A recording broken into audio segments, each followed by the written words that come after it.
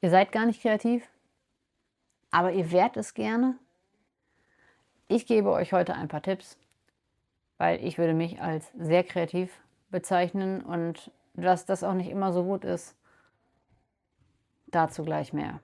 Hi, ich bin Dani und ihr seid hier bei Danis Creative Empire, dem Kanal für kreative Selbstverwirklichung und Business gepaart mit kreativ. Konfetti, ich brauche Konfetti. Ich wollte mir welches besorgen. Ich habe keins. Aber dann muss ich es hinterher wegmachen. Ja, kreativ. Eigentlich kann jeder kreativ sein. Das mal vorab.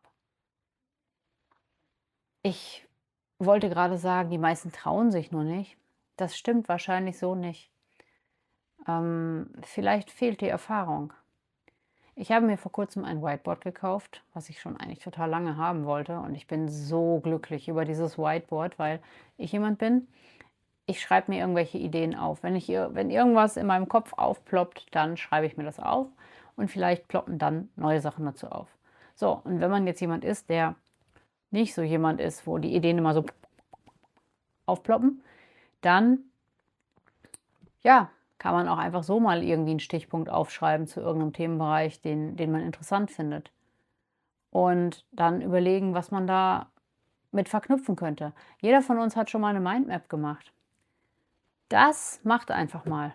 Das hilft enorm. Und wenn man das immer mal wieder macht und dann halt einfach Sachen ausprobiert. Ich glaube nämlich, dass dieses Kreative einfach dieses Ausprobieren beinhaltet. Also jemand, der kreativ ist, der macht einfach, also sprich, probiert einfach aus. Und jemand, der nicht kreativ ist, der nutzt vorgegebene Muster. Beispielsweise, ja, seht ihr, das ist der Punkt.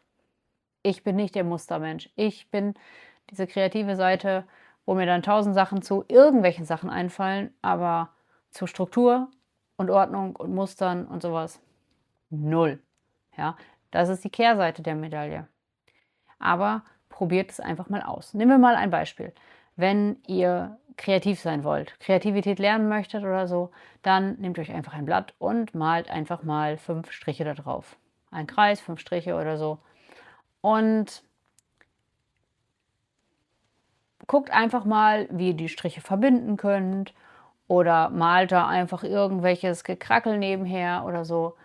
Witzig ist auch zum Beispiel so ein einfach rumkrakeln und dann die Flächen, die da entstanden sind, einfach mal bunt ausmalen. Oder daraus irgendein Bild versuchen zu machen oder so, dass ihr nur bestimmte Flächen blau ausmalt zum Beispiel. Das klingt für diese Leute, die nicht so kreativ sind und mehr so diese strukturiertere Arbeitsweise haben, wahrscheinlich ziemlich krank. Aber das bewirkt, das einfach mal loszulassen, die Strukturen einfach mal zu verlassen und einfach mal sich selbst und dem Flow freien Lauf zu lassen. Ich fühle mich gerade wie so ein Guru, der über Flow und das Universum und so redet. Aber das ist es doch, dass man einfach drauf losmacht. Und das ist auch nicht immer gut, ich weiß das. Jetzt könnten viele sagen, ja, einfach drauf losblubbern ist ja vielleicht nicht unbedingt immer so. Nein, ist es nicht. Aber dabei kommen neue Ideen.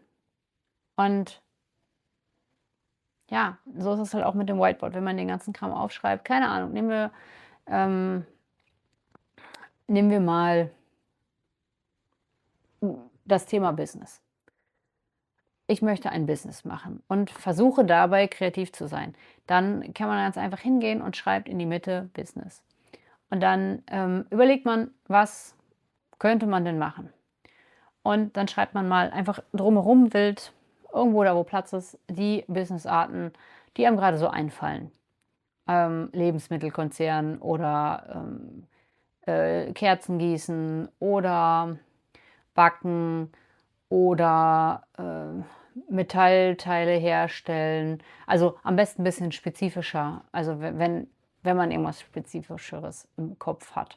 Ansonsten muss man da natürlich dann noch mal genauer drüber nachdenken, wenn man jetzt Metallteile herstellen möchte, welche Metallteile das sind, weil das kann ja vom Auspuffrohr bis zur Büroklammer alles sein, ja? Und dann muss man natürlich überlegen: „Kann ich das überhaupt? Oder kann ich das irgendwie so delegieren, dass daraus das entsteht, was es werden soll?“ Und ja, so kommt man Schritt für Schritt in die Richtung, in die man möchte, auf kreative Art und Weise. Und das kann man auch auf andere Bereiche anwenden. Es gibt tausend Möglichkeiten, wie man das halt einfach anwenden kann auf verschiedene Bereiche.